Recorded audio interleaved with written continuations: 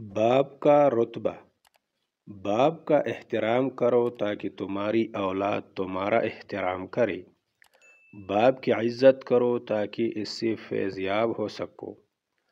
باپ کا حکم مانو تاکہ خوشحال ہو سکو۔ باپ کی سختی برداشت کرو تاکہ باکمال ہو سکو۔ باپ کی باتیں غور سے سنو تاکہ دوسروں کی نہ سننی پڑے۔ باپ کے سامنے اونچا نہ بولو ورنہ اللہ تعالیٰ تم کو نیچا کر دے گا۔ باپ کے سامنے نظر جھکا کر رکھو تاکہ اللہ تعالیٰ تم کو دنیا میں بلند کر دے۔ باپ ایک کتاب ہے جس پر تجربات تحریر ہوتے ہیں۔ باپ کے آنسو تمہارے دکھ سے نہ گرے ورنہ اللہ تعالیٰ تم کو جنت سے گرا دے گا۔ باپ ایک مقدس محافظ ہے جو ساری زندگی خاندان کی نگرانی کرتا ہے۔